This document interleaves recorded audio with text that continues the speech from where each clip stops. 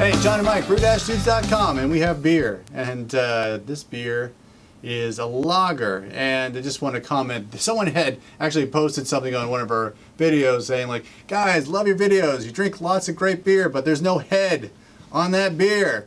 Now, we just drank sours last week, so I'm thinking, well, there's a reason for that. But this is a Czech Pilsner, and that has plenty of head on it. So this is one of the lagers I brewed earlier this year. I think I talked about it. Really trying to get the lager process down. And I'm not going to give out too much information before Mike tastes it and starts telling me what he's picking up on it. But it came out okay. But this is all part of the process. My feeling is I got to probably brew these 5 or 6 times before I feel like I really nailed it. This is a Czech Pilsner, a Bohemian Pilsner, 12 pounds of Pilsner malt, 3/4 pounds of CaraPils, which I'm thinking is helping with this head retention, and then just a whole bunch of Saaz hops. Put in just over 1.5 ounces of Saaz hops in the beginning of the boil. Actually, sorry, I boiled this for 90 minutes. This was put in with 60 minutes to go in the boil. 2 ounces of Saaz at 30 minutes to go in the boil, 1 ounce of Saaz at 10 minutes to go in the boil, and right at flame out, another ounce of Saaz. White Labs WLP 800 was the yeast strain. I did 2 packets in a 2-liter starter, and that was mashed at 150 degrees Fahrenheit, and I fermented at 50 degrees Fahrenheit for 3 weeks, and then I transferred to another vessel and then lagered for 6 weeks.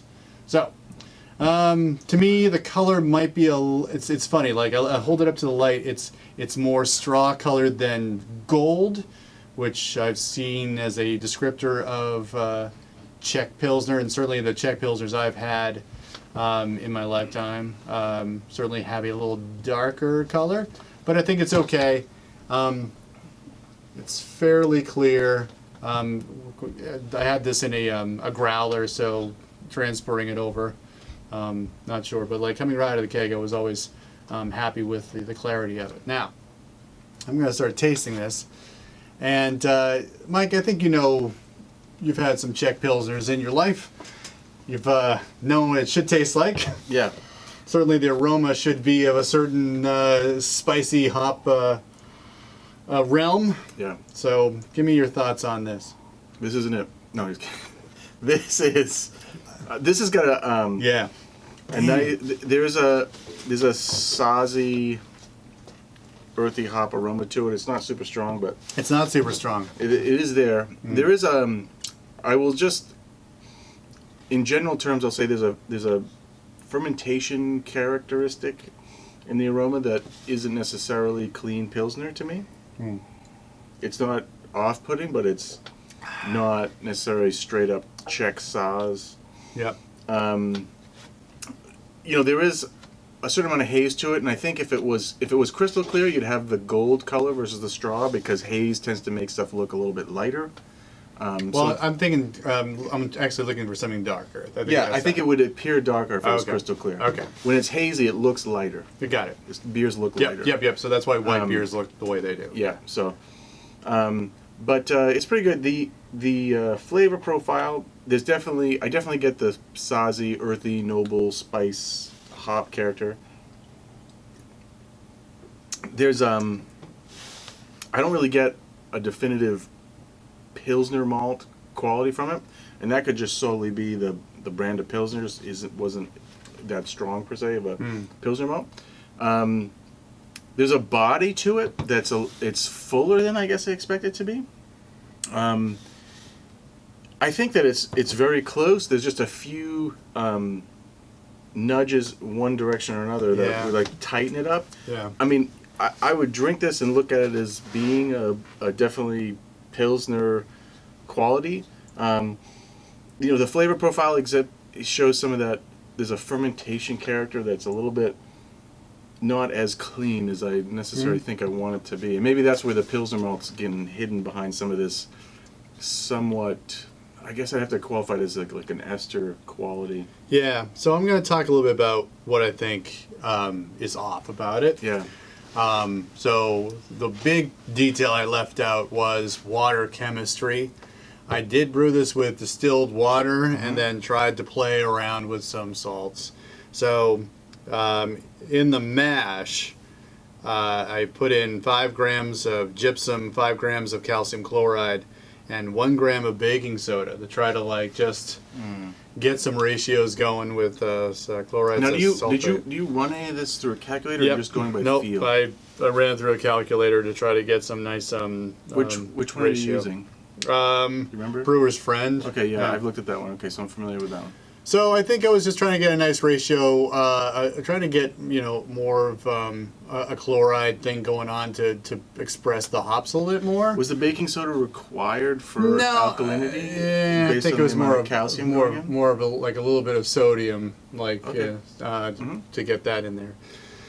But my feeling is, when I rebrew this, I'm not going to mess around with chemistry. I'm just going to get spring water, something that is as soft and as clean as I can get, and try to use that rather than mess around and try to get more hop character through water chemistry. I think my idea is to do what any good New England home brewer would do and just add a lot of hops at the end and dry hop in fermentation and see how that goes. The only other thing I can say is that the fermentation lasted a long time. I would say even towards the end of week 3, it was still fairly active. And I wonder if I should have just let it go, I wonder if, what I did was I moved it out of my refrigerator to do a diacetyl rest, to just let it just finish at room temperatures. Around that time it was probably in the low 60s in my basement, Fahrenheit that is, just to let it finish that way. And I've done that with other more malty lagers, and it seems to really clean up the flavor, because I'll be tasting a little bit along the way with a sanitized thief. And I think that's it. I don't know. I think the style, you have to be flawless in your fermentation practice. Yeah. And I think I didn't do myself any favors by screwing around with the water chemistry either, because that is coming through to me. I'm tasting a lot of chalkiness coming right through everything else. Yeah. So this is what I've learned. Hopefully, maybe you can learn from my mistakes too, because I think that if I'm going to brew another lager, like a nice clean yellow golden lager, then I'm going to try to keep things as clean as possible in terms of the water, and then just dial in my fermentation as best as possible. And then even the yeast management, man, I probably should have even done a stronger starter too. I was trying to do a traditional Czechoslovakian, is that even a country anymore? A Czech Republic yeast strain, and I didn't have. I think I did the best I could with I thought with 2 packets in 2 liter starters each that I have enough. Yeah. I mean, it got started right away. It kind of just kept going. Maybe if I had a little more yeast to start off with, we would have finished stronger and cleaner. Cool. So. One thing I would suggest is that for using baking soda, which there's definitely a time to use it, is probably a good tip is to have baking soda dedicated to the brewery that you keep in a Ziploc bag, as opposed to getting baking soda from the pantry. Because baking soda, we use baking soda to absorb flavors and odors from fridges and stuff. So even if it's just sitting in your pantry, it's going to do that, and you're going to introduce that into the beer. There's years of stinky kitchen odors being. So there we go. In 1 gram. That's of baking the soda. fastest way to get a solid house flavor in your brewing. That's a good tip. I'm not saying that's what I pick up here, but it's definitely something I've thought about as I've needed to use some soda occasionally. Yep. So. Some of this is just playing around, but otherwise, you know, I did have a method to the madness a bit, but looking back at it, I think cleaner is better. I can fool around with water chemistry on other brews, especially ones that have so much overwhelming hops that I could probably hide some minuscule flaws. I mean, this one, everything's naked. So any little thing that's off, you're gonna taste. Yeah. So, all right. Well, still is retaining some nice lacing and such. It is lacing nicely. So yeah. Even on my not so clean glasses. Yeah. So I mean, it's, you know, there's some things that came out well, and there's some things I still got to work on. But that's all about the hobby, baby. And so hopefully you picked up something on this. I implore you to try brewing these light lagers. I don't see a reason why you wouldn't, even if you're only into the game like 3 brews in. Give it a try, because every time you brew, you learn something new, and every time you learn something new, you're trying to make a better brew the next time, for sure.